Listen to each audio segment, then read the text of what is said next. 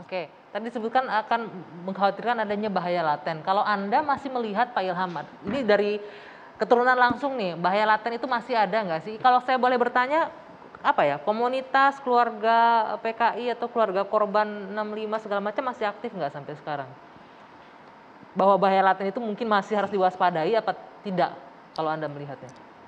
Bahaya laten kalau yang dimaksud dengan keinginan untuk membangkitkan paham, bahkan membangun partai, nonsens lah itu. Udahlah, percaya sama saya lah, itu nonsens ya. Gak ada Membangun partainya enggak, tapi pahamnya untuk diturunkan mungkin ke anak, cucu, ke lingkungan sekitar komunitas keluarga korban misalnya. enggak, kalau orang bertanya, Bapak apa sih komunisme? Kemudian si bapaknya yang jelasin. Komunis itu begini, begini, begini. Kitab sucinya ini, maksudnya ini dan sebagainya. Itu kan diskusi biasa saja. Tetapi secara khusus bahkan ini kalau saya harus jujur, anak-anak di generasi ketiga itu kadang-kadang juga marah sama orang tuanya. Ngapain kamu masuk? Ngapain bapak kok masuk ke sebuah partai seperti itu? Tapi itu tidak terlalu banyak ya. Tapi maksud saya gini, kalau bahaya laten, pertama saya selalu mengatakan bahwa sudah tidak ada ruang lagi untuk komunisme khususnya di Indonesia. Oke. Di dunia pun sebetulnya sudah sempit sekali ruangnya. Kemudian ada begitu banyak ancaman lain selain komunisme, jelas ya. Saya nggak lihat komunisme sebagai sebuah ancaman, tapi ancaman lain itu korupsi. Anda tidak melihat komunisme sebagai ancaman? Saya tidak melihat komunisme sebagai ancaman, itu clear. Ya. Bahkan menurut saya ancaman lainnya adalah paham-paham yang juga tidak setuju dengan Pancasila. Paham radikalisme dan sebagainya. Itu menurut saya lebih nyata gitu loh.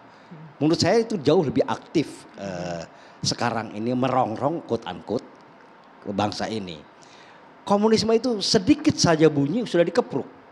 Udah pastilah itu ya. Nah kemudian saya pengen katakan juga bahwa apakah kemudian komunisme itu kemudian masih ada di Indonesia seperti yang Anda katakan.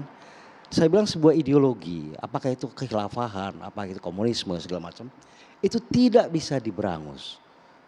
Partainya bisa dibubarkan, orangnya bisa dibunuh, kemudian kantornya bisa dirampas, semuanya dipenjarakan, bisa saja.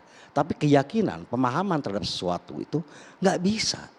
Nah, apa yang membuat komunisme? Jadi bahaya latennya masih ada. Menjawab, terjawab berarti kan masih ada. Bukan, yang laten apa pengertian laten? Bahaya yang sewaktu-waktu muncul.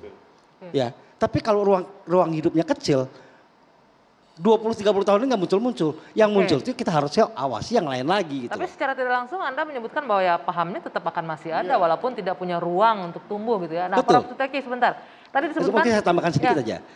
Kalau kita lihat ruangnya begitu kecil, maka sudah tidak lagi menjadi bahaya.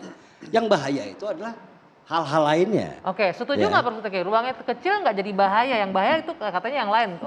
Paham-paham radikal lainnya. Kecil itu bisa membesar. Sementara apa? Karena negara yang eksis dengan ideologi komunis, dengan partainya komunis ada. Siapa? Ya Cina. Kan begitu. Cina itu partainya tetap partai komunis Cina. Kan jelas kan? Dan kita itu kerjasama banyak dengan Cina.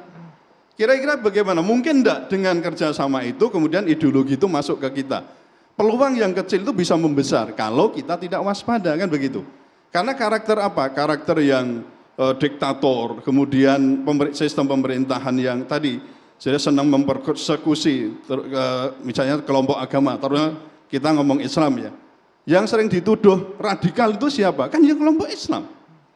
Lah apa itu adil gitu loh. Saya katakan juga apa itu adil? Yang dikejar-kejar justru malah kelompok Islam. Sementara saya katakan saya mencatat itu ada 6 ya, ada 6 kebijakan publik yang itu justru saya katakan memoderasi komunisme itu. Jadi seolah-olah itu tadi mungkin Mbak ya ada permisivisme, kemudian ada pelunakan di situ. Saya catat yang pertama ini upaya untuk mencabut TAP MPRS nomor 25 tahun 66 itu sejak zaman pemerintahnya Gus Dur. Kemudian yang kedua, itu waktu kita menyusun, ya waktu DPR dan Presiden menyusun RUU HIP, itu juga tidak mencantumkan, bahkan menolak itu TAP MPRS nomor 25 tahun 66 itu dijadikan sebagai konsideran Itu yang kedua. Yang ketiga, penerbitan SKKPH oleh Komnas HAM bagi ex-PKI itu sudah ribuan. Saya catat ada ribuan yang sudah diberikan. Kemudian yang keempat, itu upaya untuk rekonsiliasi PKI sebagai korban.